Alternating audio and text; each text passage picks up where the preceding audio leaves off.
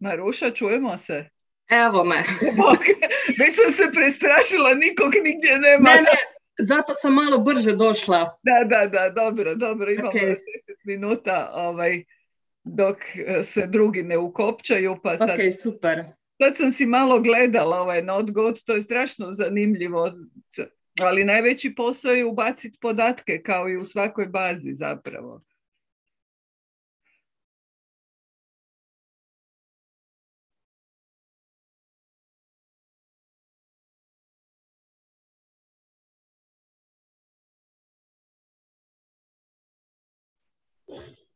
Da li smo svi ovdje? Evo, polako se skupljaju, 11 je sve skupa prijavljenih, a ostali mogu slušati preko YouTube-a ili kako hoće.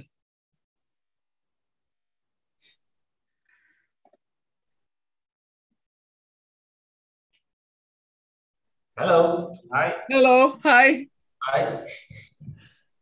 How are you? Oh, fine. I'm very curious. Okay. Great to hear. So you had the conference day yesterday already? We had the first day to yesterday, and Friday, Saturday are the other 2 days. Great. And today we just have the workshop. Super. And how is the conference going? Oh, fine. Quite smoothly, dealing with technical problems, but mostly it was okay. Super. So I just throw a look at the Node-GOAT principles, and it will be very interesting to see it. Yeah. But as usual, it's the most time you need to enter the data into the base. Yeah. Yes. And you have to do it on your own because nobody can do it for you. Yes. Yeah. Yes. No, this is true. So it's a big time investment. Yes. So a lot of people think that the digital humanities is making life easier, but oftentimes it's just more work. Hello, Lily. How are you? Hello, I'm fine, thank you, and I'm really curious about. Yes, today. everybody is right. No, So, because thank what you. Marusha showed yesterday, it was very impressive. So Super. Yes, it was.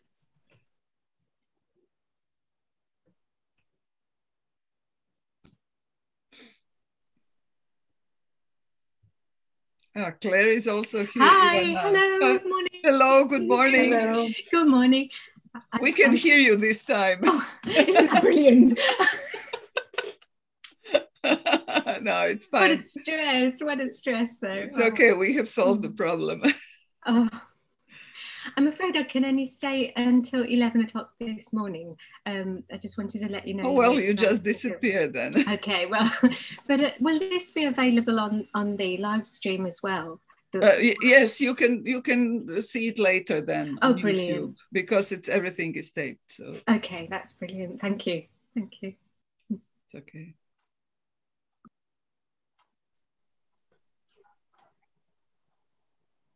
Ivana, dobro jutro.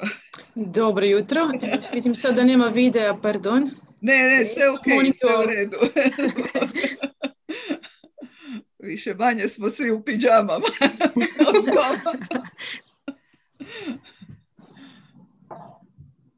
Kod nas se ni sutra ne radi, dali su nam slobodan dan. A kod nas isto ni škole nema. Da. Znam, to je loše. Je. Jutro svima. Bog. Lucija, ti znaš da se sutra ne radi u Hazu?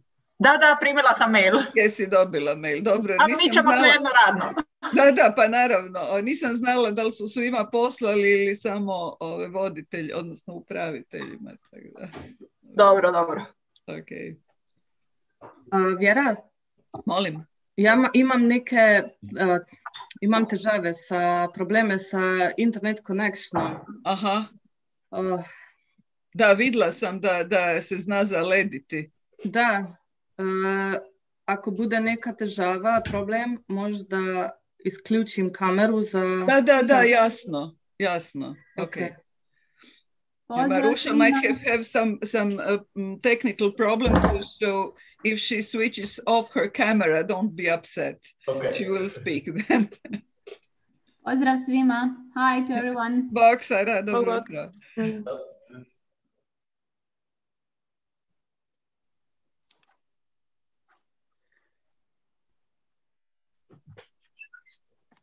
Aha, ideš tu u drugi red? Da. Dobro. Imam publiku iza leđa. Hi. Hello. Možeš bliže doći. Imaš veliki ekran za to. Da. Možda se to sve... Tu je Lili, tu je Maruša, tu je Ivana, Lucija, tu je Claire, tu je Sara i to su njih dvojica ovdje i ovdje. Isključiti to. Sad sam ga isključila. Isključila si ga? Sad sam ga. Evo, ja suši. Sve isto iz Tokija. Prikopčo. Ivana je tu. Koja je Ivana? Tomić Ferić. Sad se Krajsik se priključio. Hi to everybody. Hi to everyone.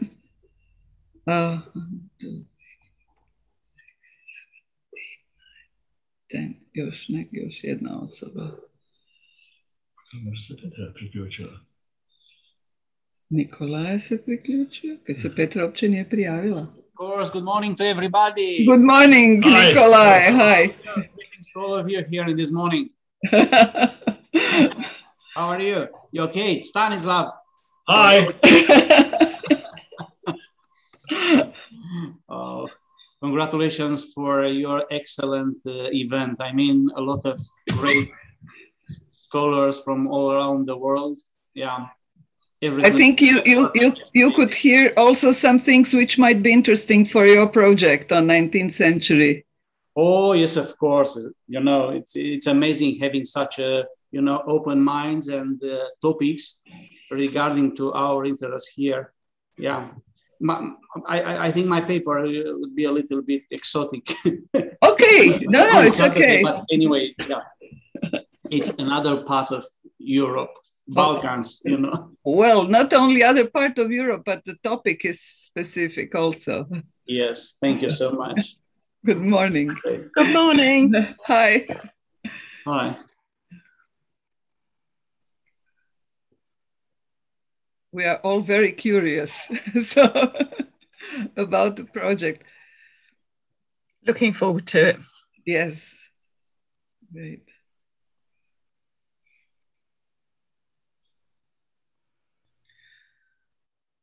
So Marusha is sharing, and if she has some problems with her internet connection, she might disappear. Her picture might disappear, but her voice will not. So don't get upset.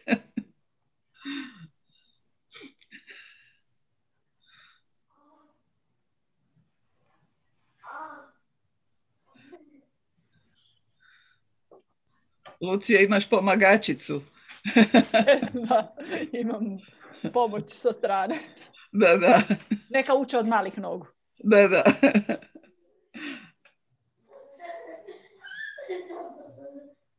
Evo Petra se isto. Petra, dobro jutro. Jutro. Aha.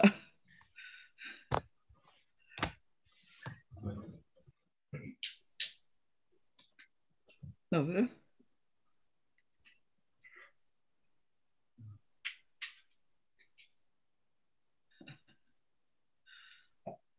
Bog Petra. Bokić.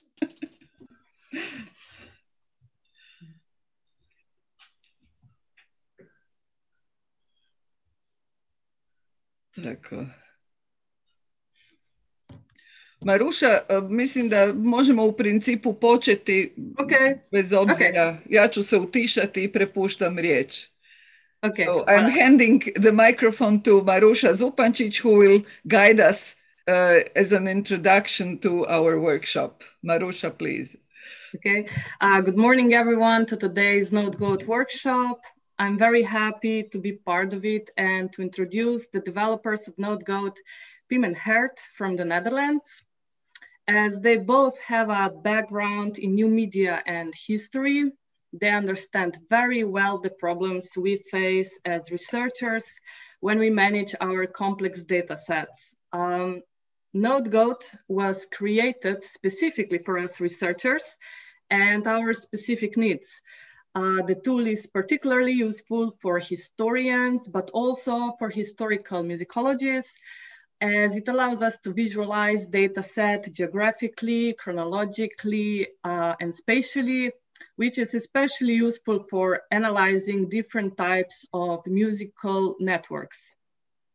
So, but when you will try the tool, just don't give up too soon, even if it seems a little bit overwhelming at first, but that's normal and you will surely get there soon. And I remember vividly when I was going to first meet Pim and Hert, and I had diligently put my ideas into drawings and different tables of all of the relationships between musicians, concerts, and compositions, and all of their many attributes. It looked very messy, and I really naively thought how very complicated and difficult this will be to explain to them. And how it will take us months to actually put this database into action. But instead, Hert just calmly said, okay, this belongs here, that will put there, and so on. And in one day, the data model was more or less finished, and the database was ready to be filled with data. Of course, it was a little bit of an overdose of information for me at first, and still is, but it was just a fantastic and inspiring start. So today's schedule for the workshop is as follows. First, Pim and Hert will give us general introduction to NodeGoat. Then I will give a 15-minute presentation about my NodeGoat project and experience. Then we will learn how to enter data into NodeGoat. At 11 a.m. we'll have a 10-minute break. And after the break, we'll learn how to conceptualize a data model. And after that, we'll learn how to import and export data into NodeGoat. And the last 10 minutes until 12 o'clock will be reserved for questions. So now I give word to Pim and Hert for them to introduce the NodeGoat. Sure, thank you, Maruša. Yeah, so let me share the screen. So now we need visuals.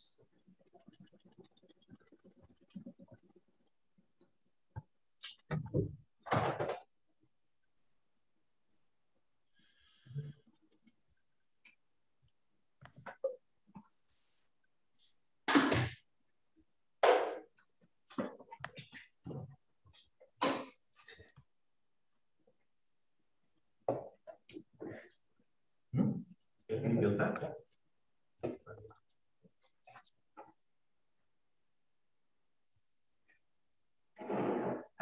Yeah, so again, the program Maruša just explained and detailed. So indeed, this is the program in short.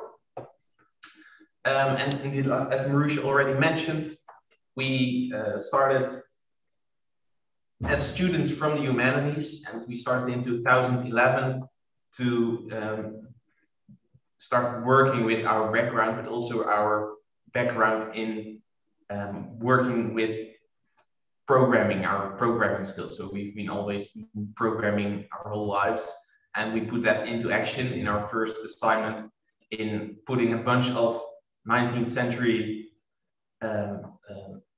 letters on a map. So there's already this database of letters of romantic nationalism and intellectuals, put it on a map to visualize what was already there. So this was for a project at the University of Amsterdam by Joep Leerse. And they're using that data and plotting it on a map. We already thought like, okay, this is something we can actually expand on and really make it more of a broad environment around it. So we called first, it was the Chronospatial Research Platform. It was the first name we gave it, but later in 2013, we named it to NodeGoat. And yeah, from that point on, we started to develop it more and make it accessible for all kinds of purposes and people and researchers and research topics. But we really started with the encyclopedia on intellectual nationalism. So it's ernie.uva.nl, where we have these letters again, where we started with, but actually this was expanded on throughout the years to have more of these corpora of letters by the people in the database. So all these letters are between people who all also have their representation in the database, and it as an entity in the encyclopedia itself. So we're at the encyclopedia level. We have all the people and all the themes and topics being discussed in the encyclopedia, and then all these kinds of materials. So we have the bibliography, travels, people where they went to, the letters, the writings, the music, the paintings, the currencies where they were picked up, landmarks, exhibitions, film and TV where they were being referenced. So all these materials are linked to the encyclopedia and sourced in the encyclopedia as a whole. And yeah, from that point on, and this project is also still running, and yeah, for a long time now, almost also a decade. We started to gather all different kinds of projects that started to use NodeGoat and started to ask questions and have these different backgrounds, research topics, research approaches, which we did then try to incorporate into NodeGoat to make it work as one system, as a generic system, but still is able to apply different kinds of research topics and have different kinds of backgrounds working in the same kind of environment, but still being able to model it for your own purposes. So it's all tailored. You yourself have to tailor your research environment to do with it what you want to do with it. So these are some nice highlights of projects that we gathered throughout the years that helped make NodeGoat become what it is today. And there's also a link. So if you go to nodegoat.net/use cases, so there's also a link on the page itself. There you can actually see some other kinds of themes and topics of research. So NodeGoat is built around 3 basic steps, or the 3 basic principles. So we start with the hardest part. That's Marusha already mentioned. This is the basic point of NodeGoat, that you have to come up with a data model for your own research. This is the first step. But when you've done that, or when you've customized yourself with that, then you can actually start picking up speed, because then you can actually start working with your data. So enter data, filter data, analyze your data, and then also visualize your data. So these are these 3 steps that are not just only linear, but they also go back. So if you, like in the encyclopedia on romantic nationalism, you could, of course, always go back to the data model again to expand your data model with new sources, for new research topics, for new research approaches based on your main project. So it's an always expanding endeavor in NodeGoat. And then, yeah. So let me do a introduction in the environment itself. So I will log in now in a demo environment, which actually shows, so now I'm into NodeGoat in one of the environments. And this is actually the first research environment that we started with almost 10 years ago. So these are the same letters, mainly the people involved. So here we are again back to a short or small selection of 6,500 letters. So this is a letter type we've configured for this project. We have a person type, also having almost 700 people in it. We have a publication type where we store the publications, where the letters are sourced from. And we have some location data, so where and when, where to the letters were sent from and to. So if I go back to the letter type, I have now a list of all kinds of letters, and if I open up one, I open up an object of one letter, and this letter specifies some details of the sender, of who sent the letter, who received the letter, the date of the letter, the pages in the publication, and then also a link to the publication itself, so where the letter was sourced from. And then we have some administrative attributes to specify the uncertainty found in the source or based on the source, so whether the locations are uncertain, whether the sender or receiver is obscure or uncertain, so you can detail that as well.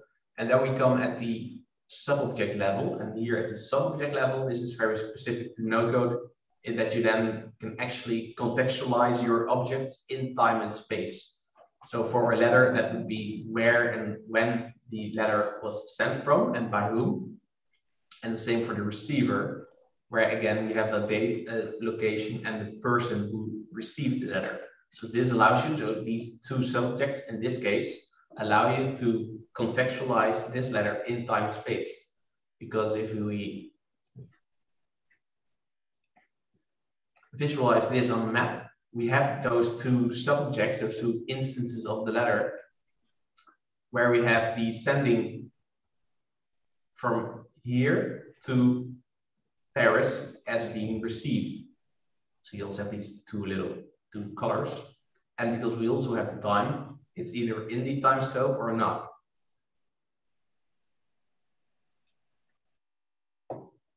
And as we also have the relationships stored, so the person, the letter, and the publication, we can also make a graph, so social visualization, based on these relationships. So here we have the letter, the two people who are sending and receiving the letter, and the publication.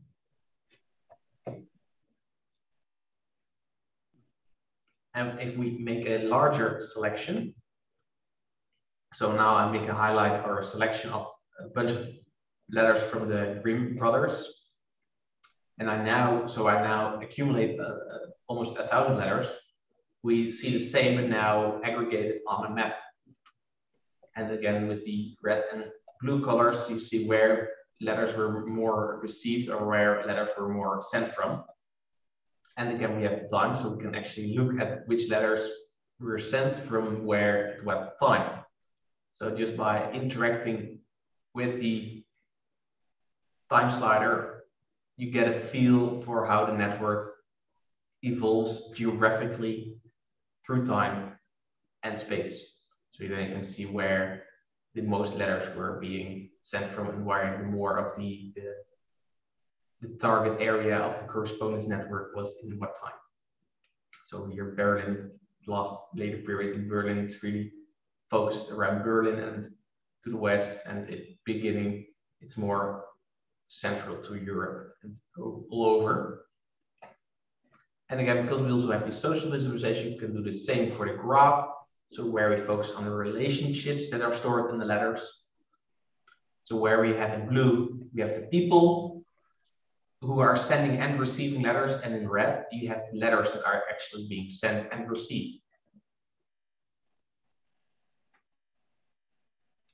And again, the scope of the time frame helps you to see how the network is actually evolving in time and who are involved in their correspondence with the Grimm brothers. And again, if I make big again, everyone is involved.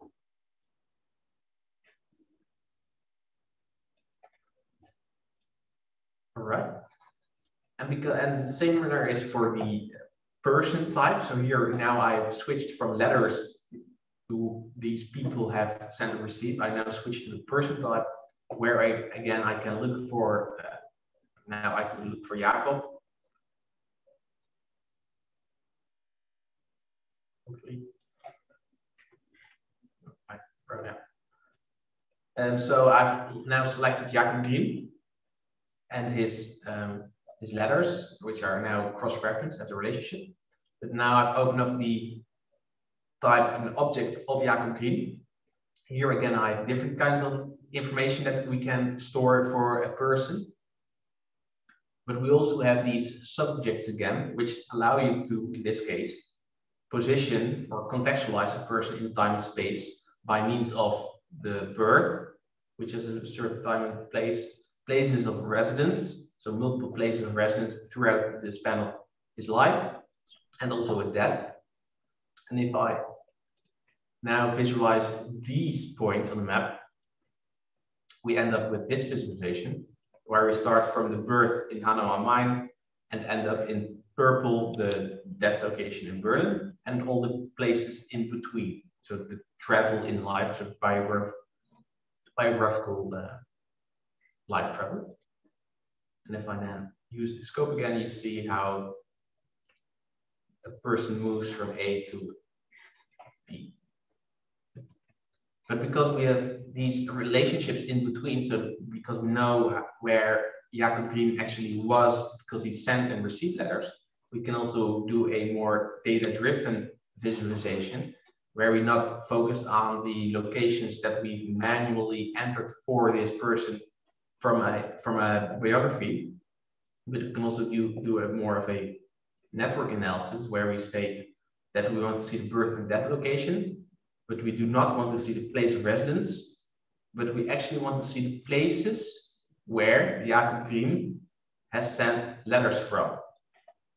So now I create a path in the network, in the data model, to select what I actually want to see for this person.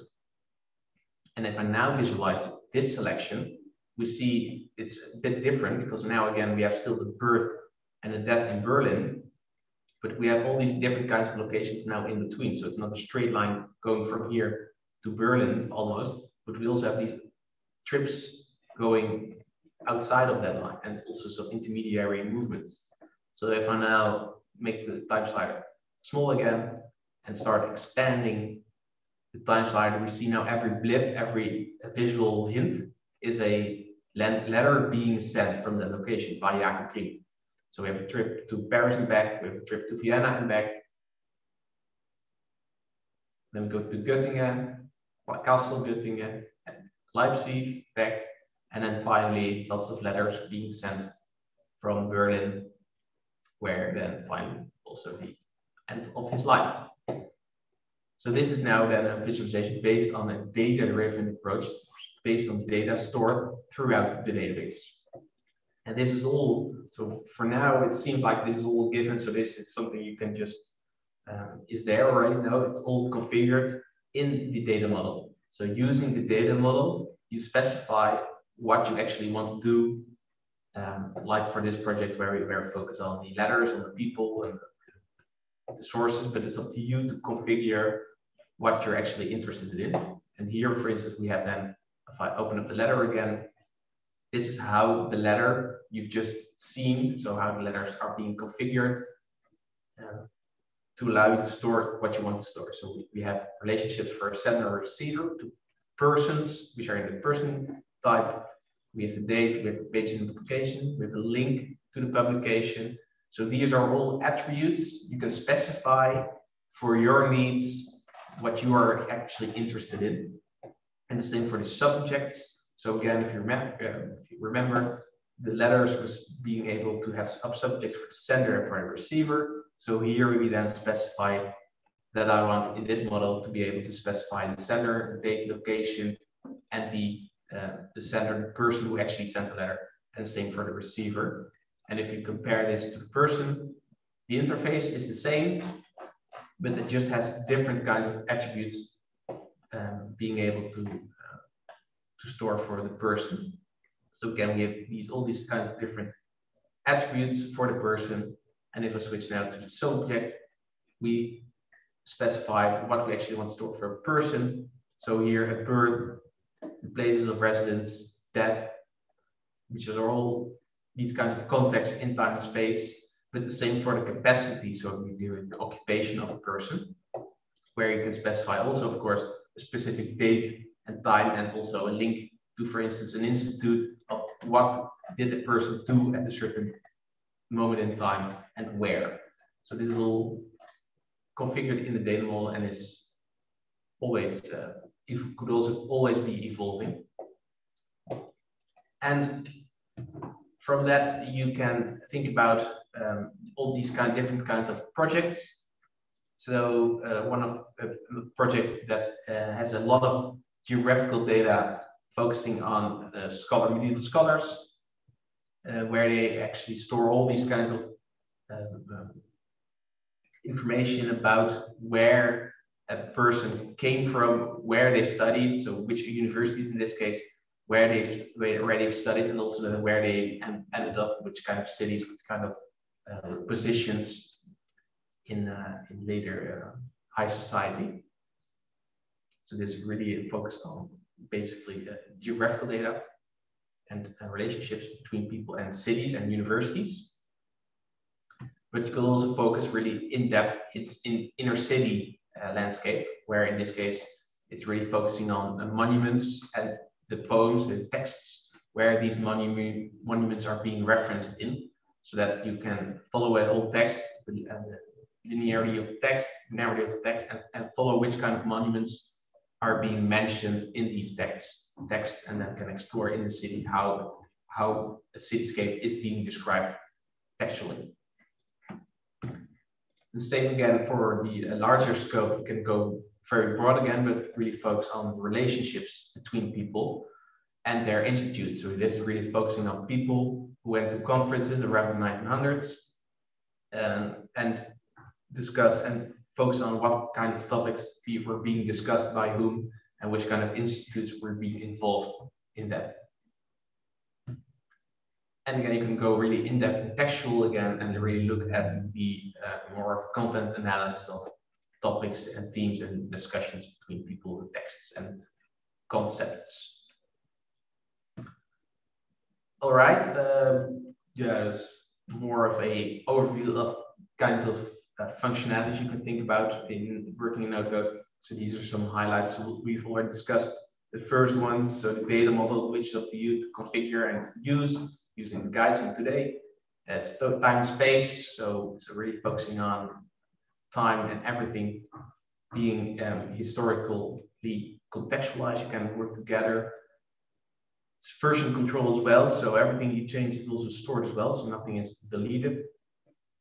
You can use source referencing, so you can create your own bibliographical apparatus and use that for your as a source references to make reference statements to your sources. You have in-text, so you can also use full texts. So for instance, for the letters, you could also include the text themselves and tag what's happening in these letters to people, to events, to artifacts.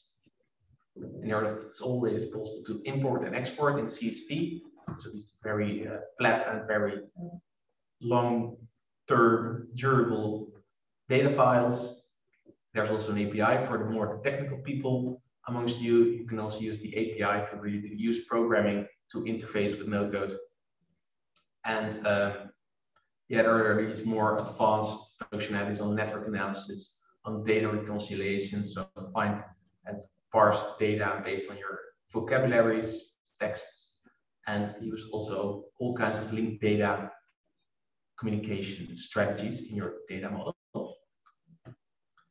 So most of you already have requested account. If you did not, you could use the link in the request account for later after the break, which is important for you to work in your own environment. So use this, go to nodecode.net or go to nodecode.net and click on the request account link if you've not already requested account via email earlier.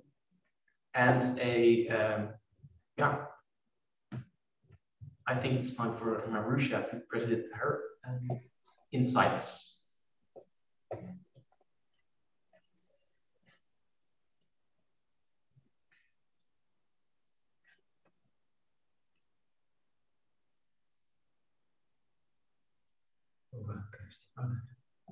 Okay.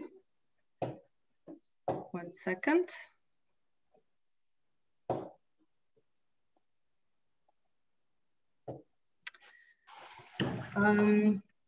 I became aware of the existence of NodeGoat already back in 2014, but at the time I just wasn't brave enough to take a leap into the unknown and try it out, evaluate how it could help me in my research. So, but then when I applied for the project I'm now still working on a few years later, I knew what kind of data and visualizations I wanted, but I still didn't know what tool I could best use. And then I actually remembered NodeGoat, looked at it again, and immediately felt like, yes, this might be the right tool.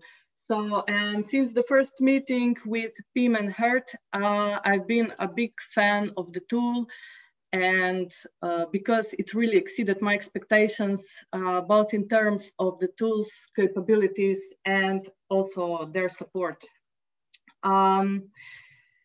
So as I already mentioned yesterday, the immigrant musicians were the most important group of musicians in the Slovene lands in the long 19th century. Therefore, in our project, we were mainly interested in the magnitude of the musical immigration phenomenon and also in the contribution to the development of music in the field of performance, composition, and pedagogy. The main building block of foundation of the project is the relational database we built in NodeGoat.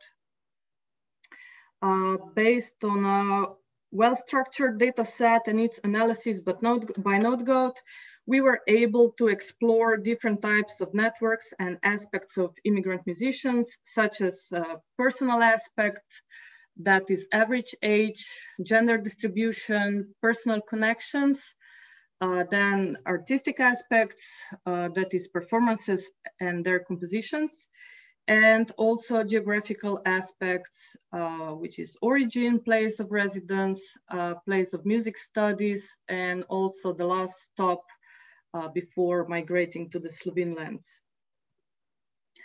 So our data model is based on a set of research questions that allow us to perform in-depth analysis through detailed filters and create clear visualizations to provide insight. Although there are additional categories in the database, we focused on 4 main object types or categories, which are people or persons, concert performances, compositions, and sources. All these categories are interconnected in a specific way that we can model, and analyzing the links give us clear answers about the musicians' biographies, their concert performances, and compositions during the period covered. And by combining these elements within one environment, we are able to process, analyze, and visualize complex data sets relationally, diachronically, and spatially at once. In the type persons, we collected all relevant data, not only on musicians, but also on poets who are authors of texts in vocal compositions. So currently we have collected over 700 individuals. Here we have also included data on their alternative names, VF numbers, music studies, including music institutions or conservatory and professors, the place of residence, employment relations with other immigrant musicians, and more.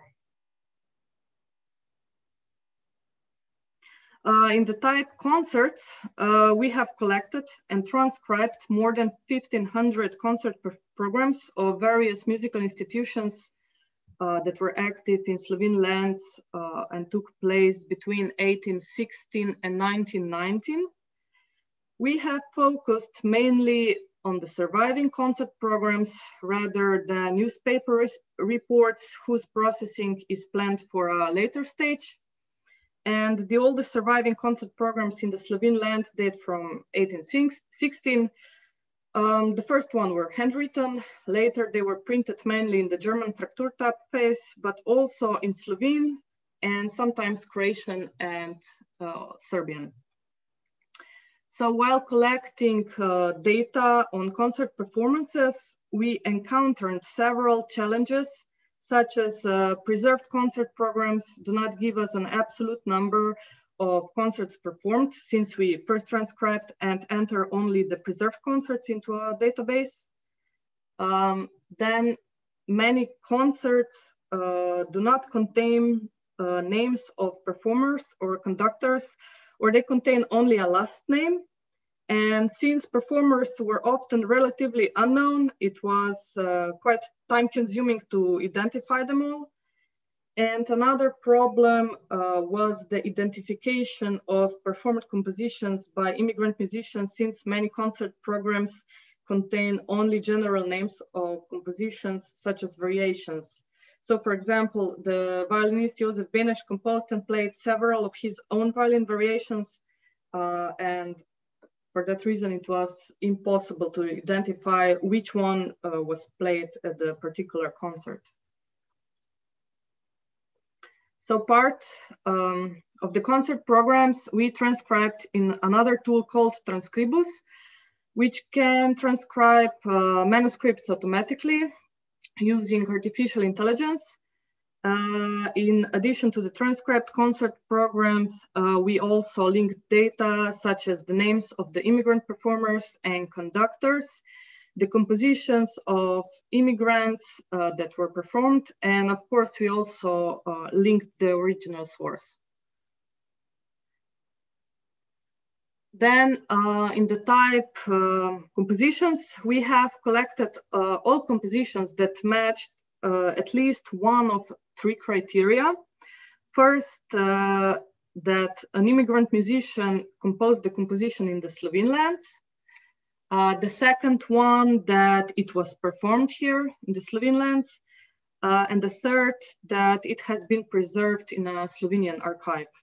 So currently we have collected almost 1,000 compositions, and we also link them to some other databases such as RISM that we all know very well.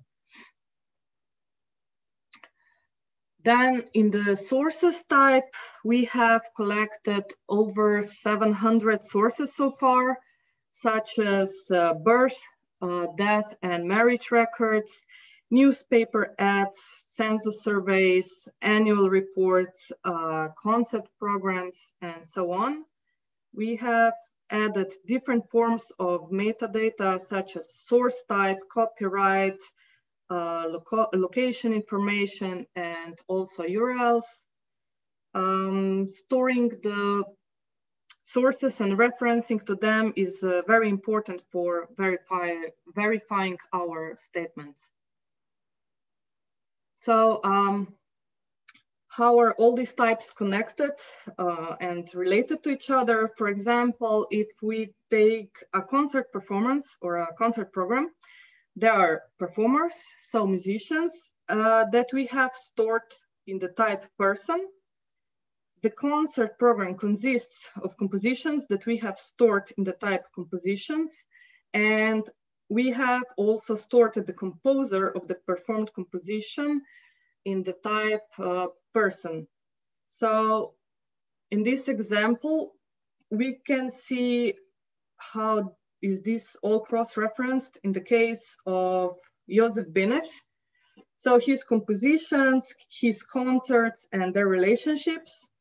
With this, we can see the big advantage of the relational database, how all types are linked to one another, and each instance of each type can be cross-referenced to other relevant data in an organized way. So as Pim already mentioned, NodeGoat offers a variety of options for visualizations. One of them is geographical. In this example, we visualize the origin of our migrants based on their birthplace. As we can see very quickly, the majority of the migrants came from the Czech lands, and in the terms of cities, mainly from Prague and Vienna. Another very useful visualization is the chronological type. We use it to visualize the concert performances by institutions. We can see how over time the dominance of the Philharmonic Society in Ljubljana, which is visualized in red, is complemented with concerts by other organizers in the Slovene lands. We can also visualize the performances of individual artists chronologically, and of course much more. The third type of visualization is called spatial, and we use it to visualize the network of musicians, performances, and composers. From this example, it is very obvious that Josef Zörer was the most active performer among the immigrants in the period, with 338 performances. And Anton Nedved was the most performed composer, as more than 50 of his compositions were performed in Ljubljana in more than 150 concerts. We can see how connected are performers and composers and their compositions. So NodeGoat has many useful features, but for our projects, 3 of them proved the most practical. And the first one is the ability to store uncertain data and cycles. Since our data is not always clear, this is a strong difference with standard IT database technology for storing new contemporary data, where the data is actually assumed correct when entered and is simply updated in case mistakes. And for example, the ability to store the time before or after a particular date was very useful when it came to the origin of the composition date. In many cases, we do not know the exact time of the composition when it was written, but we do know when it was premiered. So we can set the origin somewhere before the premiere date. A second very useful feature of NodeGoat is the possibility to visualize data accurately on a digitalized historical map with help of GeoJSON and georeferencing. And for example, we can draw the borders of the 1848 Austrian Empire geographically correct onto Google Maps.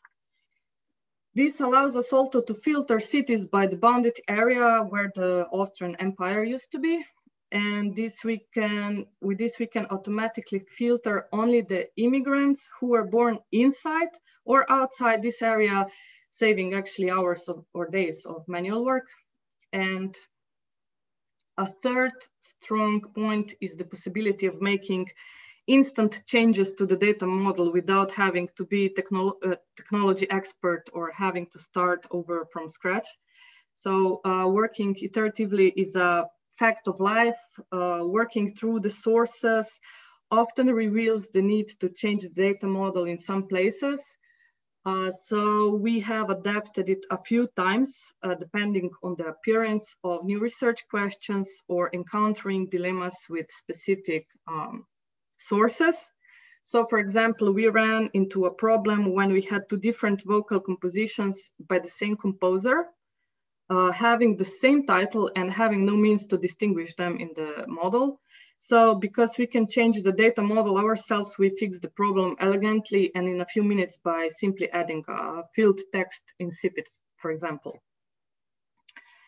So as a conclusion, I would like to summarize the benefits I have observed during my project.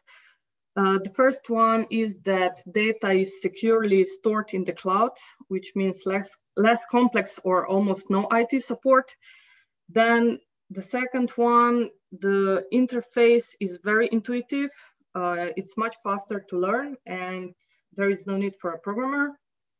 The third one is possibility of instant data model changes, as already mentioned, which means no costly rework. And the fourth one is that geographical, chronological, and spatial visualizations gives us intuitive insights and also to non-experts. And there is also a very important one, which is flexible formulation and testing of hypotheses through node-GOAT scenarios, and reusing the same data model in future projects or some other projects with only small adjustments, and of course also merging different projects together. And most importantly, it allows us to pay attention to exceptions, anomalies, and rather than just describing broad patterns. And it allows us to tell visually supported stories. And with this, we can reach a wider audience. That's for me. Thank you very much.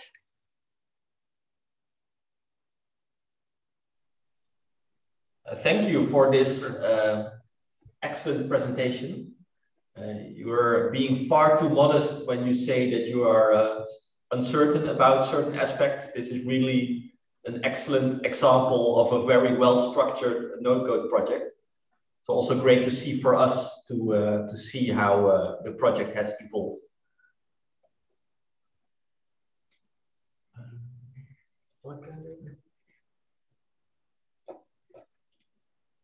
So we now come to the first part of the active part of the workshop, so the active section. Most of you have requested an account to make use of node-GOAT. This account that you received, you can use that indefinitely after the workshop. So if you would like to set up a project like Marusha did, you can use that account you received and then log in to nodegoat.net to make use of that. After the break, we will teach you the first steps how to construct a data model in this account.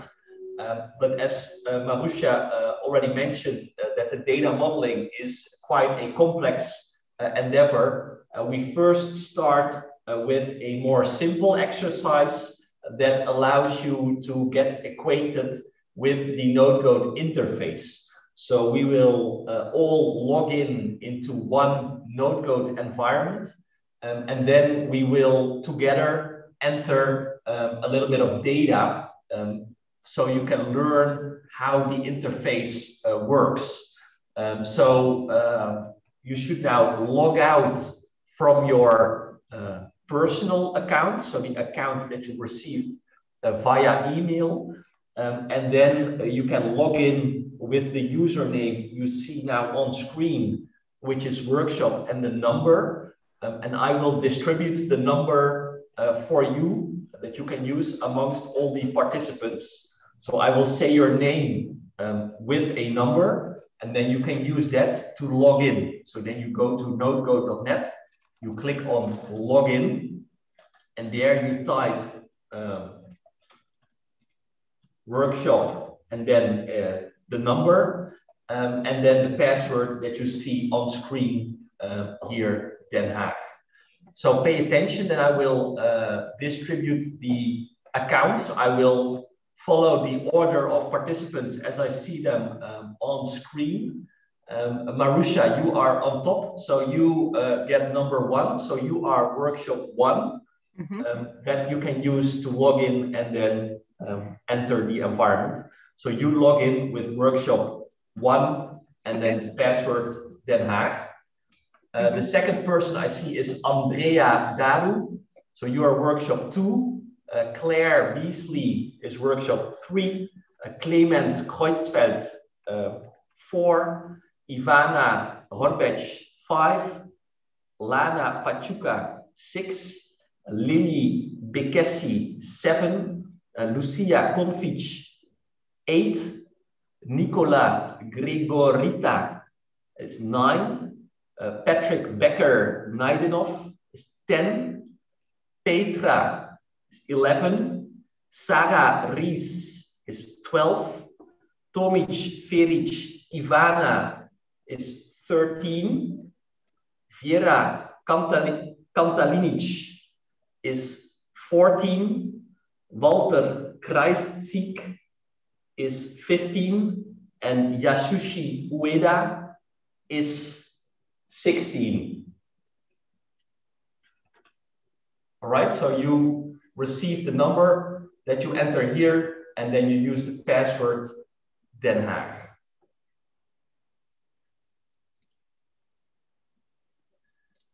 And if this all worked out, you now see an environment like this in front of you. You can use, so the URL is nodecode.net, and then use the number you received and the password. Let's see how that goes.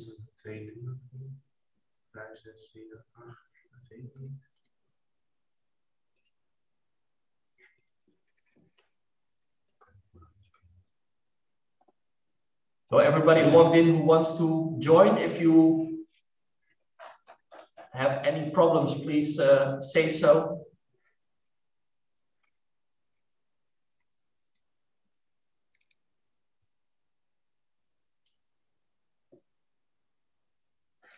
Okay, then we will continue. So we use these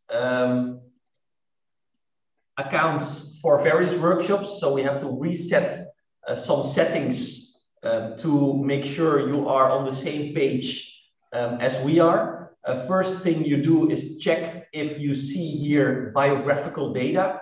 If that is not the case, you click on the arrow on the right, and then you select biographical data. It can be that you are in a different project, and then you switch by clicking the arrow on the right, and then click Save, and then you are in biographical data. The next thing you do is click on this Manage Scenarios button and click Select. Then you set an empty scenario which removes any existing setting.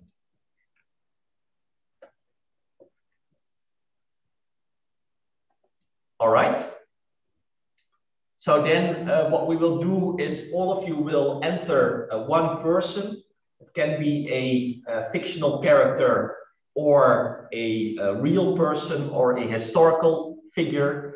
And as you will see, we will do that in a data model that already has been set up. So just as Pim showed you earlier, a model that had been set up already, we now again see a model that is up and running. After the break, we will teach you how to create your own data model. So here in the object type person, you can click on one person in this little data set. You can click on Erasmus, and then you see the sub-objects that we discussed this morning already, where we see all the places of residence that he has that are associated with a location in the database. If you then click on the Geographical Visualization button at the top, you then see that visualized in front of you. So you see immediately how in NodeCode you can create these instant visualizations of your data. And you can also manipulate the time slider to see the places of residence evolve over time.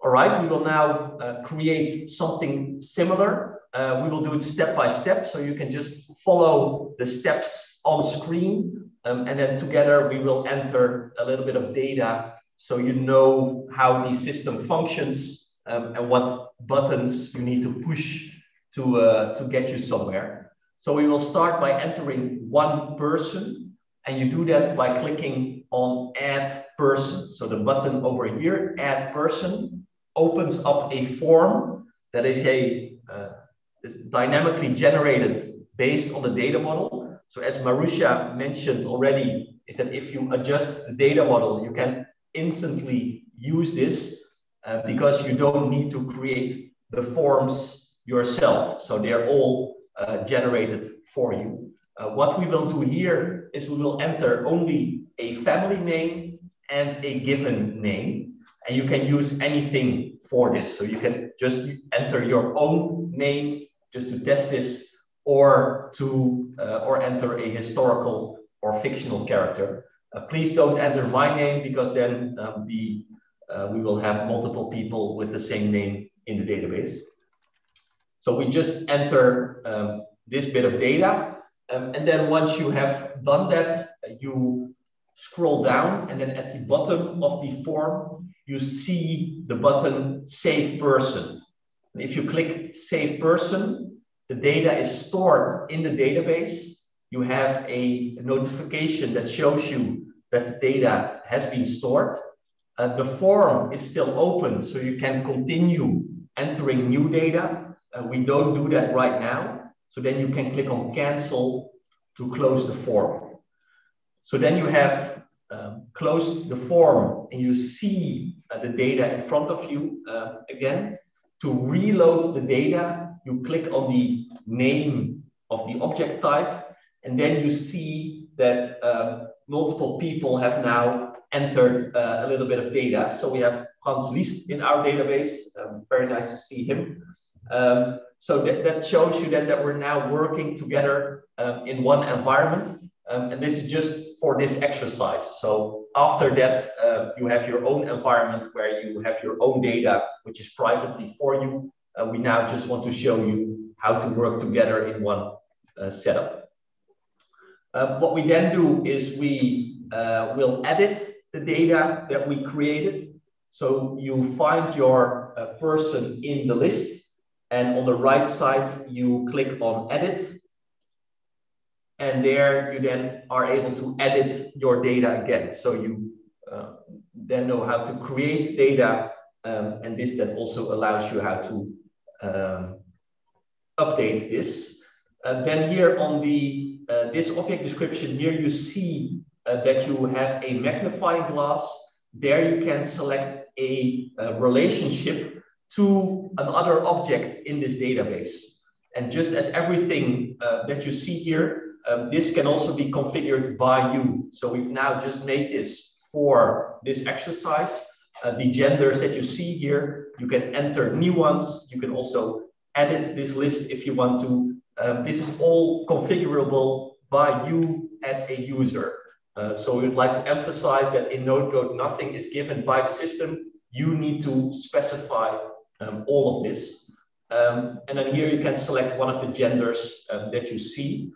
With the magnifying glass, you see that you have to make a relationship.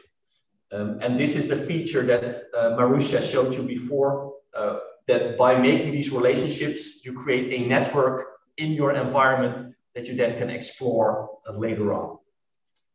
Second thing we do here is we will enter some biographical notes just to show you how to make some texts. And this can be a dummy sentence, just to show you how to enter a little bit of data, that you see that you can also work with texts in NodeCode. Then you can click on Save Person again. I clicked now on Save Person a bit sooner than you did, and then you see here that I saw these logs. So if you work together in one NodeCode environment, you can never work on the same object at the same time. If one person is working on an object, it is logged for the other people in the environment. So if I reload the data, I see that most of the logs are gone. Only Johnny English and Marusha are still working on their objects. So there you see who is working on what data. So now they also save their objects. Okay, so then we've entered a little bit of data. If you then click on the name of your object, you see the object view. So we're now not editing the object, we're viewing the object. And there you see that you can then also click on the mail button, and then you are exploring all the other relationships. So you see that the object that we clicked on identified with the gender male. If you click on this, you see all the other objects that also identify with the gender. So we see that this object has something in common with Frans Liszt, for example. So there you see how you then can browse your data just by clicking on these relationships. And there you see how powerful this is as a tool, just to have a good overview of your data and all the connections in your model. All right, so now we've entered a kind of a static data. If you want to make a visualization, a geographical visualization, we need to enter some more. So to do that, we find our object in the list again, and then we click on Edit. And then if you scroll down, here you see the sub-object editor, which is this unique feature of NodeGoat that gives you the opportunity to store time and space statements together. So everything that involves time and space, you can store in these sub-objects because they drive the visualization and allow you to manipulate the timeline there. So for the birth, you see that we can store a date. Marusha also mentioned the chronology statements that you can use to make more complex dates, vague dates, or relational dates. We don't go into that right now. So we use a point, and there you can use a full date if you know the day, month, and the year. Then you do day dash month dash year. If you only would know the month, you can do month dash year. If you only know the year, you can just do the year. So there you also see that in a very simple way, you can also work with vagueness just by leaving out the information. And NodeGoat expects a dash. So don't work with a point or a slash, just a dash. And then for the location, we have different options. So you can work with latitude and longitude data, you can work with geometries, but in this case, we'll work with a reference that we use to link our statement to a location. So in NodeGoat, we offer a list of locations that have the names in English, but also historical and alternative names. And they give you the chance to geocode your data very quickly and very easily. So you can search for a contemporary name, but if you would use, for example, historical names, then it also returns locations that would have such a historical name. So this is a very convenient way to quickly geocode your data. So just look for a city that is in this list and then click on it. It has not all the small villages. So if you want to store a small village here, then first pick a larger city. We can later show you how to make your own locations. And here you see that you can also then make statements about if you are uncertain about some statements. So this is a very useful tool to also say, this is something I know from a source, that is something that I, as a researcher, infer. So you can be very transparent about your data. And it's also good to know that your database is not some kind of a binary thing that is only true or false. You can have lots of nuances and debates also within your database. All right, so then you can click on Save Person.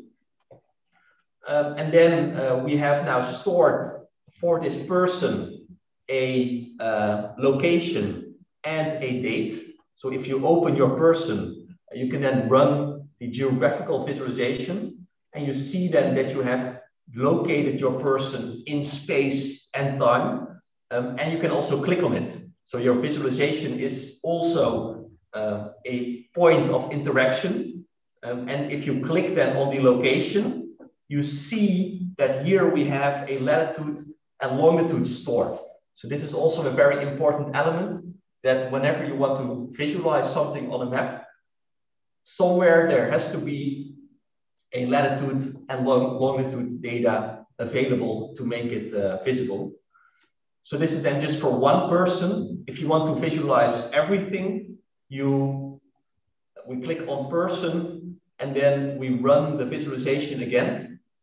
And now we see all the other data that you have entered. So we see one person born in Warren, US. We have one person from Tokyo, nice to see. And then here we have already a cluster in Central, Southern, Eastern Europe, where we have Celia, Kričević, Osijek, okay. We already have some disease, yeah. And in Riding in Austria. All right, so there you see now how you can store this data and how you then can visualize this on the map. If you would then add other locations with multiple dates, you will then start to see also these lines appear. So this is something that you can then do by entering other statements, so other sub-objects that will then give you also the opportunity to create these lines. This is something we will look at after the break. So once we come back from the break, we will show you how to set up your own environment. Again, that you can use also after the workshop. And then we will show you how to create your data model and how to enter a little bit of data in that data model. So I think we break for 10 minutes. So I think 15 past 11, we come back and then we continue. Is that all right, Vera? Yes, yeah. Perfect. Okay. See you in 10 minutes. Okay. See you in 10 minutes. Thank you. Bye-bye. Bye.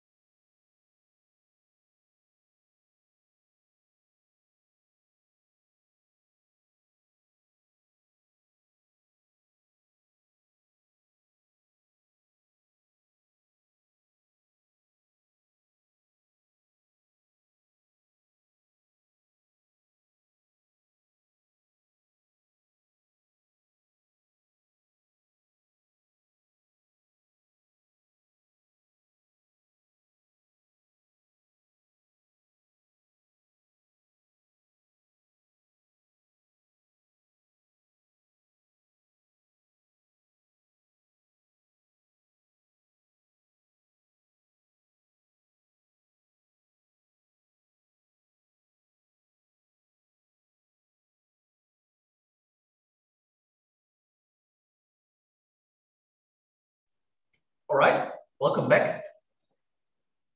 Hello. Hello. I have my coffee here. Gert, we have one question. Yes. Okay.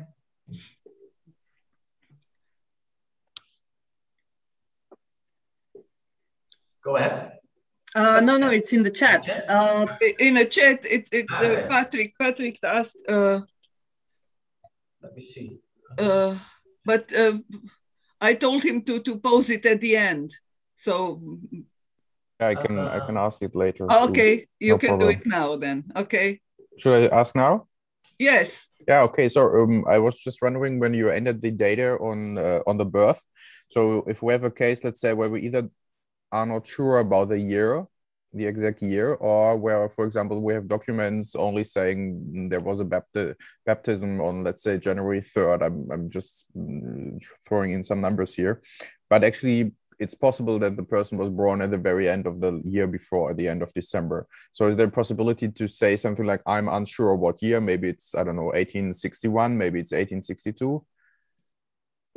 Yes. Yeah. So with the chronology statements, you can then specify a range that you say it has to be in a period of at least 1 month, but not more than 2 months before the date of the birth certificate. So then you say, okay, I have a period of 2 months before the birth certificate, and then this person must have been born because I have this birth certificate of this date. Cool. Thanks. And just to add something, because usually in 18th century, you usually have baptismal certificates, not birth certificates. Sorry, Some of them say he was born 3 days before or something, but mostly not, or sometimes not. So you can add as just as a point of information also the birth data, or what not mixed with birth, but baptismal data. You can have both of them. If that is your main source, you can also just forget about the birth date and only use the baptism certificate and just state in your data model, I have the baptism certificate that I know the date of, and then it's then, in your case, perhaps not even relevant to infer or calculate a birth date. Can you have both? Yes. Yeah. So because sometimes the birth is not the same place where the baptismal took place. Yeah, that's true. If somebody was born in a small village, then they brought him to the neighboring, let's say, parish church or so. So it's also different. Absolutely. Yeah. Oh, that's okay. Thanks. You're welcome. All right. So then now to the second part of our active exercise. So what Tim already mentioned and what Marisha already very nicely showed is that you can conceptualize your own data model in NodeCode. And in this data model, you then specify that you want to allow, for example, both the baptism and the birth date and how they should relate to each other. So you can then decide yourself which approach you want to take. On the one hand, you can make this very complex and nuanced, and that's also what we see a lot of people do, especially at the beginning. But once you then go to phase 2, where you start working on it, what we also sometimes see is that the data model then might be too complex or it has too many forms to fill in to create your data. So there you then have this iterative approach that you might go back to your data model and say, okay, now that I know how long it takes to enter all this data, I scale back a little bit. And I just make a statement, birth/baptism, and I enter a year. So you make your own data entry task a bit more efficient. So both options are available. NodeCode doesn't force you one or the other way. It's just then that you need to find out in your process, especially when you have to enter a lot of data, what works best for you and how much time you have to enter all this data and whether you need sleep at night. So that's then your own decision to make. So then these phases are really at the beginning. And what we then always advise people to do is really think about this first phase in depth. So what a lot of times happens is if you would see an application like a NodeCode or any other database, is that you think, okay, this is a nice application, I want to use it, and then you forget about the actual research questions that you might have that you want to use in this application. So what we advise you is before you start implementing your own NodeCode data model is to really think deeply about the conceptual data model that you will use for your research project. So this is really a phase that takes place before you actually start implementing your data model in NodeCode, that you should make a kind of an abstraction of your research question. What are the types of information that I'm interested in? So for example, I'm interested in books or publications, or as Marusha showed, in compositions, and then perhaps in the events where these compositions were performed. So then you make your own, or you define your own types of information, and then you start relating them to each other. So how does one type of information relate to another one? And those then, those steps, you then first draw out in your conceptual data model, and afterwards you then also describe how they should look like. And the first version can be pretty simple, like something like this, where you then would describe, for example, that a book has an author, and this author is a person. And then you know already, okay, now in my NodeCode data model, I need at least 2 object types, one to describe all my people and one to describe all my books.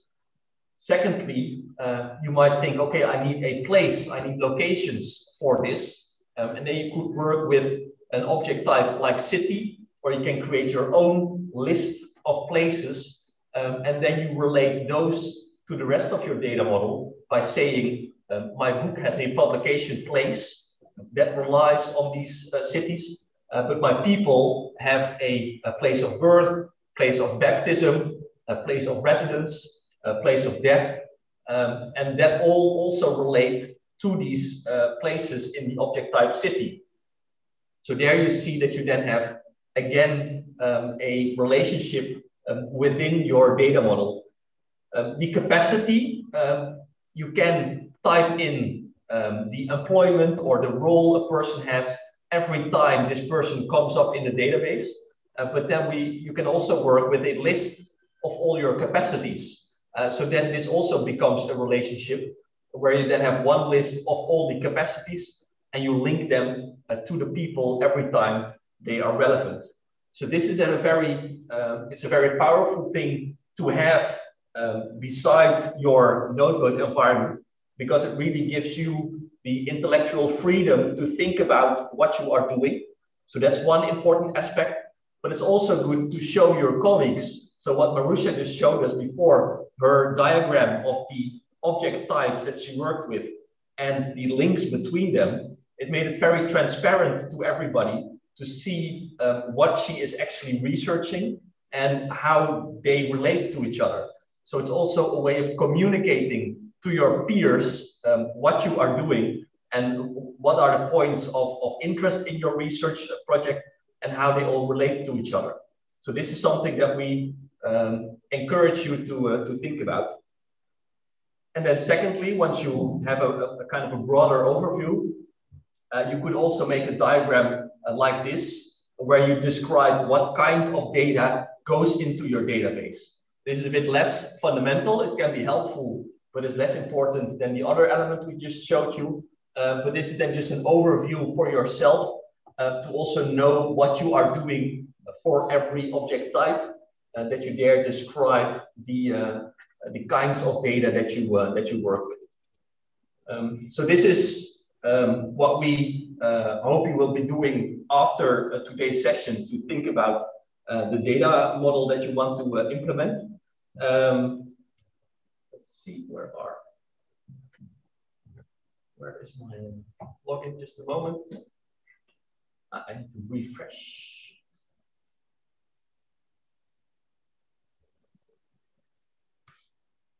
There we go. So please now go to nodego.net and then log out with the account we just used in our common environment. And you can now log in with the account you received via email. So the one where you set up your own password with the username that you received, which is your email address. If you log in with that, you will see that you are in an empty NodeGoat environment. So I will do the same. I will log out from here. Log out, yes. And then I click on login. And I log in with a different account. And then I see this. So this is what you see when you first enter an empty environment, where it tells you, okay, this is completely empty. It needs to be populated by a project, by a data model, and those steps we will be taking right now. So we will show you how to create your first project and how to create your first object type. And then after that, you can think about the data model you want to implement and then create that yourself in NodeGoat. We then also will show you a couple of guides that are available that you can use for that later on. So to start, we will make a project that you can use to host your data model. So you go to Management and then click on Add Project.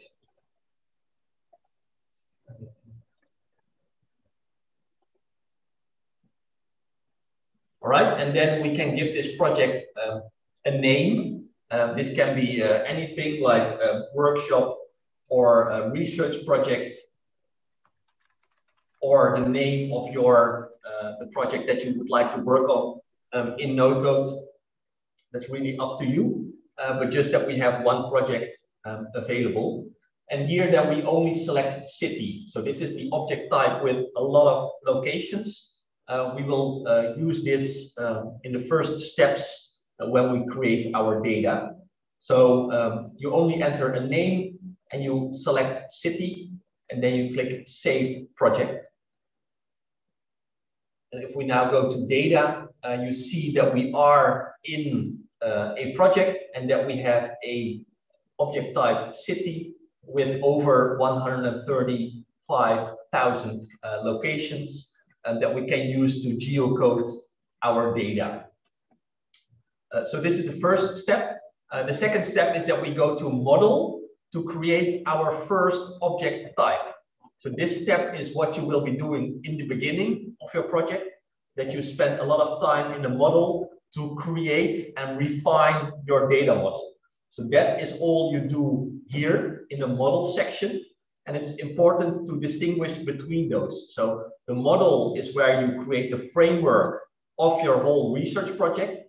And in data is where you work on this data. So whenever you want to enter new data, that you do here, you enter the data, you filter the data, you visualize the data. It's all done here. The framework of the data, so the data model, you set up via the model section. So we go to the model, we click Add Object Type, and that will then allow us to create our first object type. So the kind of object that we want to create. And the first one we will make is person. So we enter the name person. If you want to design your database in your own language, please do so. So you can just use any language you would like. Any characters can be used as well. So we have one person from Japan. So please use the Japanese characters. Anything that's UTF-8 encoded can be used in NodeGoat. So that's then the name of our object type. Then we will create 3 object descriptions. So these are the descriptions that will describe the objects in your database. And we already have one set up here. So we click here on this add button twice, 1, 2, and then we have 3 options to enter in object description. We will now give the names to this object description. The first one we call family name. The second one we call given name. And the third one we call biographical notes. And there you see that in the exercise before the break, we were entering the data. And what we're now doing is we're entering the data model. So we're creating the model that will then host the data that you can work with. Once we have specified the names of these object descriptions, we can define how they should work in your environment. So if you click on this drop-down menu, you see the options you have available to store data. And after the workshop, please experiment with this as much as you like, because you see that there are many options available also to work with media or texts, so you can test out how they work. We will start now with the family name as a string. It's just a string of characters. The given name we also set as string, and then the biographical notes we will set as a text tag and layout. Text tags and layout. All right. So family name is a string, given name is a string, and biographical notes is text tag and layout. Then the second opportunity for configuration is the checkboxes you see underneath each object description. And there you can decide how this object description should behave. So you can set default values or whether something should be unique, especially when you work with identifiers that can be useful. But what we do want to set here is that we want to use the family name as the name for each object. And we also want to have it available in the quick search, and we don't want to see it in the overview. We will come back to this later, but we want the family name in the quick search, the given name also as the name in the quick search, and we uncheck the overview, and you also uncheck the overview for biographical notes. So these are then the way how the data should behave. And there you see that to create the name of each object, we will use the family name and the given name, not the biographical notes. And because we have now made this configuration, you can uncheck the fixed field here. So we don't have a fixed field for the name anymore, because we dynamically generate the name. So this is the object descriptions that we want to define. And then for the sub-objects, so we switch from object to sub-object.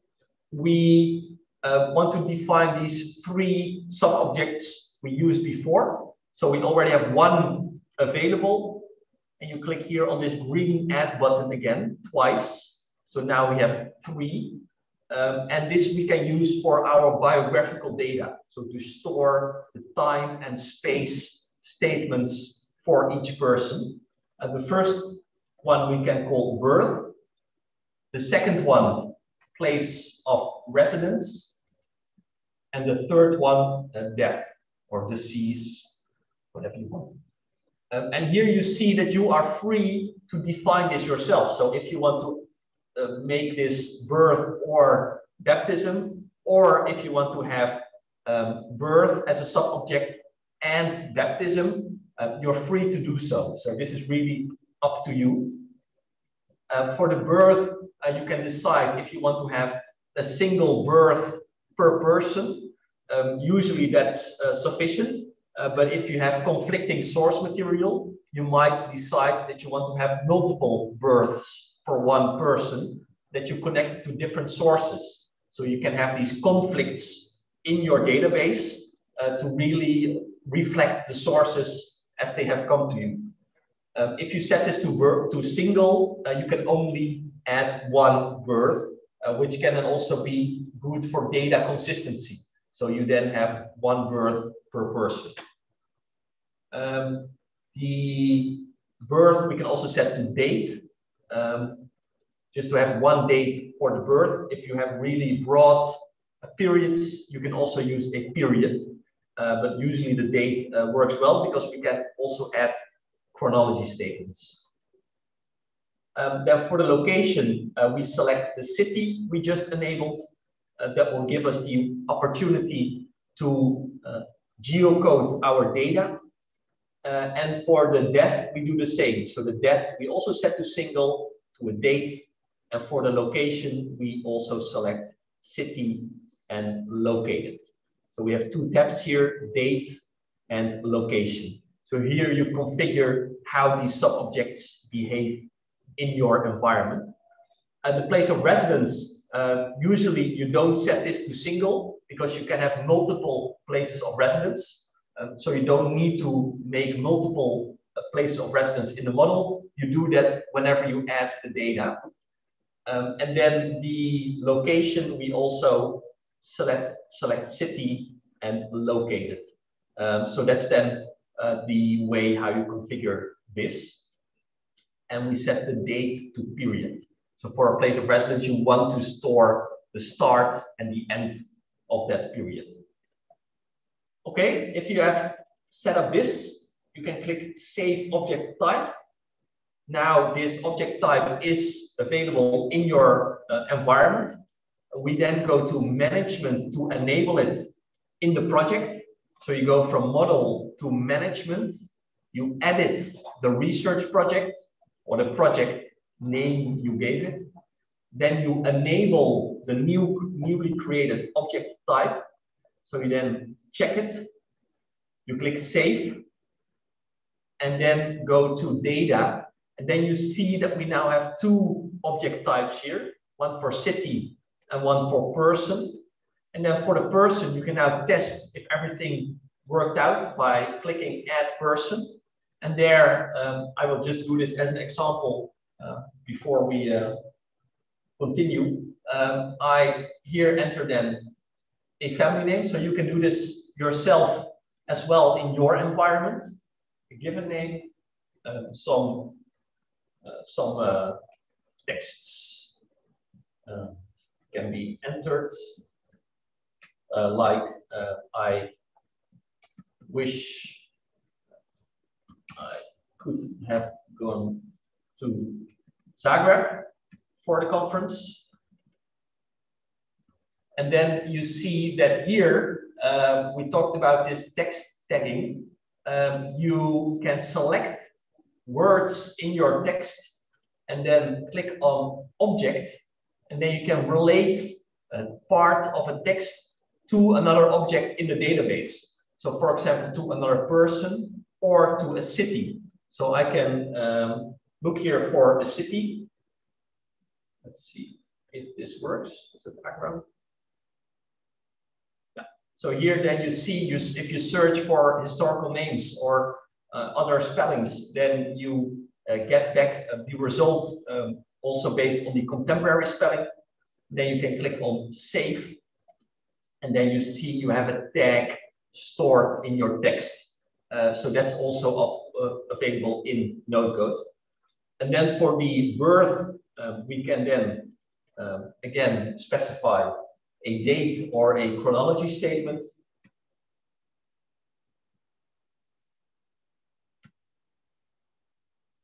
And then look for a city. So this is then how you would store this. Then you click on Save Person if you have then a date and a location. I can click on Close. And now you see here, if I open this, you see that I have now here a link to Zagreb. I can run a visualization based on the birth sub-object. So this is then your first step to create a data model in NodeGoat. And what we like to mention at this stage is that if you would go to nodegoat.net, you there have the option to go to the guides.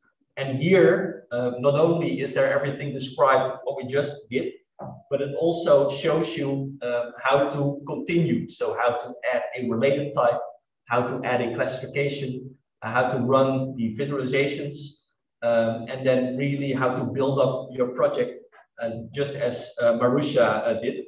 When she started, most of these guides weren't available, so she really learned it the hard way, but you can now take advantage of these guides, which also discuss importing data. So if you have the data set already available, you can, in the model, run imports. So with a CSV file, if you have a CSV file, you can upload a CSV file and then import that data to your NodeGoat environment.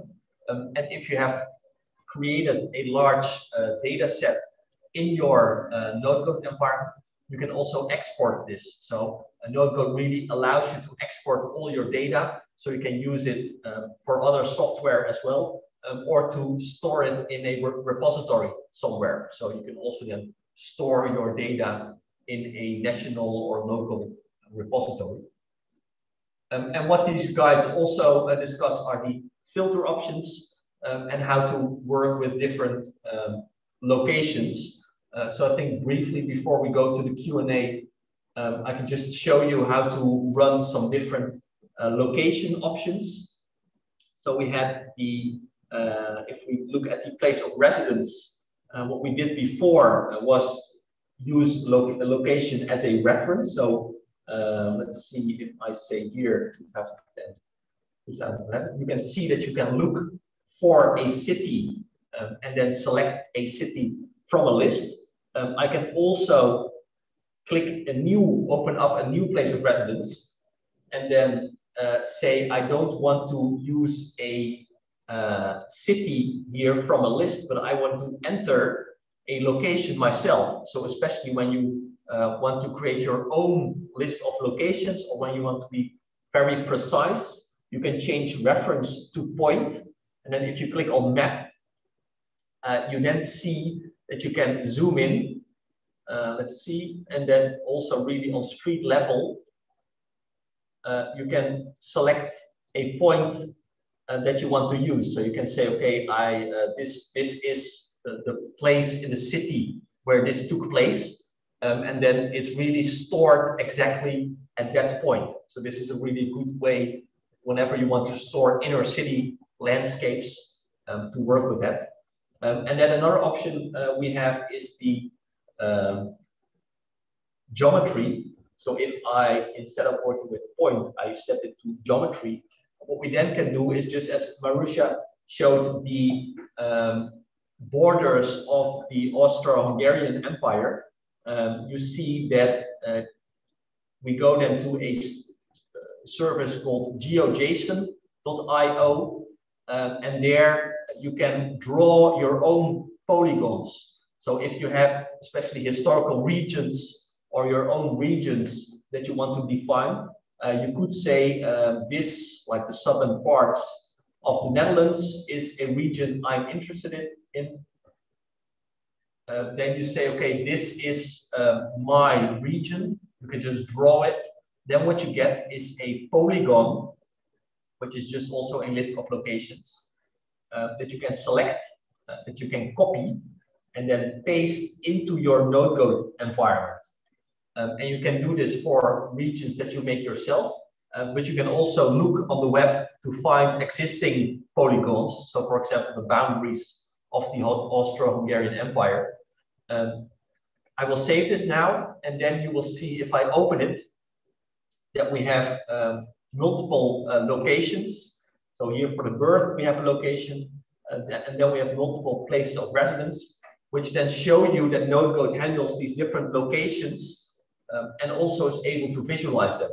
So if we then run the geographical visualization, you will see that these locations are then plotted, In Zagreb, it's really on this specific street corner. And then the last location is set in the south of the Netherlands. So there you see that these are really part of the environment. Okay, so I think that covers most of what we wanted to show today. Marusha, is there something you would like to add or want us to There show? is one more question by Petra Babic in chat. Yeah, I will look at it. Go on, Petra, pose the question. So with the same name. No, so NodeCode doesn't pre-check your data. The way how you can do this is using this unique identifier. So that's the way. But what we, because NodeCode is such an open system, sometimes it can be that you do have people with the same name who are actually two different persons. So that's why it's not built into the interface to check automatically if the name is identical. So that will be something that you need to check either by using these unique values or allowing for multiple people with the same name and then just seeing based on the other attributes that they have, like date of birth or date of death, if they are actually the same person. So there we suggest to really rely on the one hand, the insights as a historian, and on the other hand, also to make use of these also external identifiers, like, for example, VIAF. So with VIAF, the Virtual Internet Authority file assigns unique numbers for each person, and that can be a way to distinguish between between people. Okay, thank you. Another question. So Petra, does that answer your question? Yes, yes, yes. Thank you very much. Yeah. Okay. Then the Lily, can the data be published? Yes. So there are different ways of publishing your data. The accounts on nodecode.net at the moment, they don't have a publicly available section. We're planning to develop that to also make that available. But you're always able to export your data and publish it in open access repositories. So that's something we really encourage you to do. And the other thing is that for institutional projects, so we can immediately also include Clemens Kreutzfeldt question there. Vera, we'll come back to you in a moment. The way how NodeCode works is that on nodecode.net, all the data is stored locally with us. So we are based in The Hague. We have our server, which we back up regularly also to different locations. So then the data is stored on nodecode.net with us. But what we offer for projects that make use of NodeCode in an institutional setting, so really for projects that they run at their institute, is that you can run NodeCode locally. So then we provide a NodeCode installation on a server of your institute. And that means that you own and have all the data on a server of yourself. So then you really are able to control everything in terms of backup procedures, privacy issues. It's all in your own hands. So especially when you want to run larger projects for a longer time, we really suggest to take that option. And Vera, yeah, so if you have local databases, if you can make an export in CSV, so then you have your data as just as an Excel file, so to say. You can, here on the NodeCode guides, there is a whole section about how to import data. So then you see how to upload a CSV file and the way how to connect that to your data model. Okay, thank you. Yeah. And what if you have a PHP database? Okay, and then it's probably an SQL database, I guess? Yes. Yeah, so then it's easy to get a CSV file out of that. You can just save that database as a CSV file, and then you can upload that to your environment to run the import. Thank you.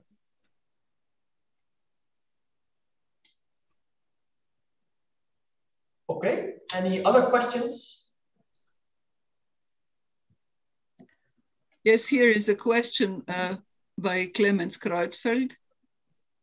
Yeah, so I just answered the point of the so Clemens, is your question answered? Can you say something? Yeah, thank you very much. Okay. What kind of I'm not really familiar with data models. What kind of like files can you also like export into a certain kind of file that you can save on your computer that you can also, you said earlier that you can also open it potentially with a different software again? Yeah, so if you here the export settings allow you to select what you want to export, and then you can say that your format is either CSV or ODT. So if you want to export texts, that can be helpful. But otherwise, you would use the CSV file, then you can apply that, and then if you export the data is then presented to you in a CSV format, and that you can use locally to be used in any other application. Okay, thank you. One last question though, already here. You said you can import other media somehow. How would that work? Like photographs, for example. What? You could pictures. You mean pictures or for example. Or sound, even sound? Yes. So the way, so if I would change my model here, and then if I say here media, then I can set this either as media external. If you want to import a lot of images, then the external format is best, because then you can just link to the location of the media on the web. So then you probably have an image that you want to show in your database like this. If you want to upload the media, then you set this to media, and then you can upload the image from your computer or wherever where you have it, and that can be any file. So it can be, let's see if I go here. So here, then you have the option to upload images, PDFs, video, or audio files. The database that Tim showed you earlier this morning of the Encyclopedia of Romantic Nationalism, they have a lot of media stored also with the audio files. So they also store audio files of the music pieces that they want to include in their database. They have that available there as well. Great, thank you. I have a question. If you have variants of names, can you specify them separately?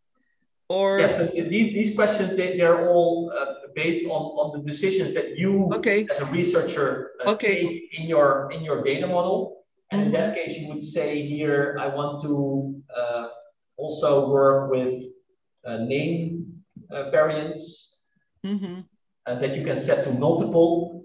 And then if we save this, go to data, if I now enter here, I can say multiple things that you want to store, and then you see here that you have those available as well. So there you have that. You're free to decide what you want to do there. And that means that during your work you can also add something to the model. Yeah. Okay. Well, that's important because many parameters come afterwards. You have the basic scheme, but you never know. And when you work, so as you say, if you have a person who has developed the database for you in PHP and SQL, if you then want to change something, you then have to go to this developer and ask them, okay, can you update this in the model, in the form, etc. And there it can be then tricky to do that because perhaps this developer is not around anymore or has other things to do. Yes, well, that was a problem we had in the HERA project. We had a similar database, but it didn't function well, and people who were managing it were changing, and somebody new came and they didn't understand what we are doing. So, okay. Thank you. Lucia has a question. Go on, Lucia. One practical question to Marusha.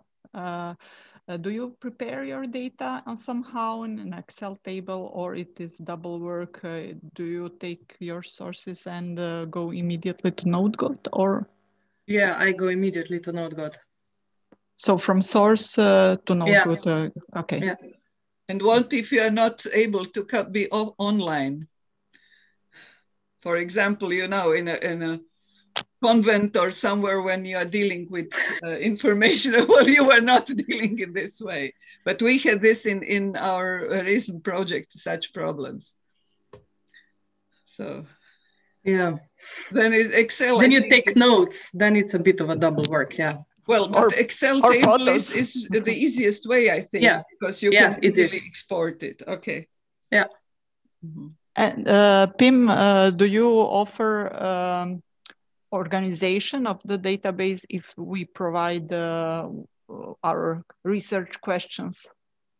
Yes, so we if you would like to have services from us, so next to this self-reliant option, we also offer services. So in the products section, you can see what kind of services we offer. And then also that we do trainings. So if you let's see, admin training, data entry, workshops, etc. So if you would like to run a project with us to help you set up your environment, we're happy to do so. Yeah. Thank you.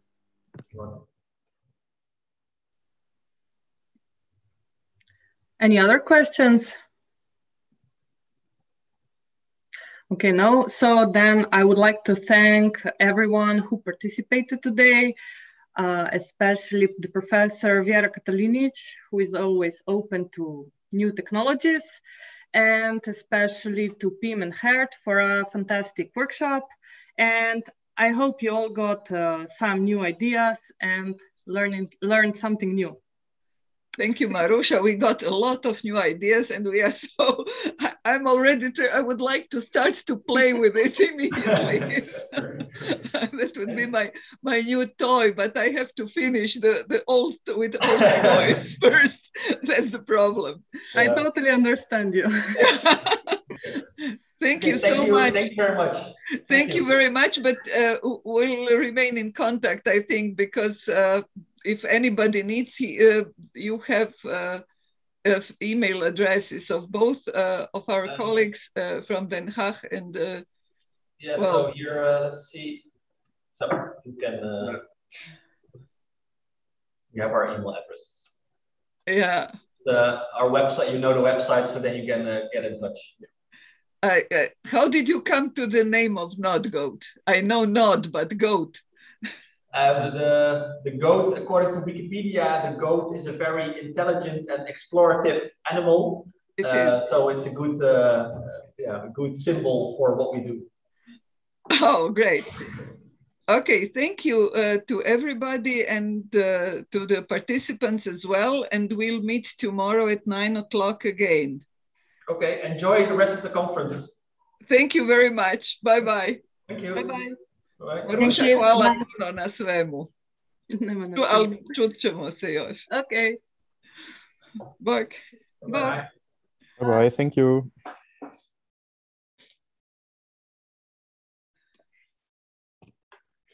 Goodbye. Goodbye. Hello, hello. Goodbye, Nikolai. Bye, Vera. Bye. See you tomorrow. Yes, at 9 o'clock. Greetings. And 1 minute. Of course. Means Means 10 o'clock in Bucharest, in Romania. Okay. Greetings bye. to Stanislav. Yes, thank you very much. Bye to everybody. Thank you. Bye.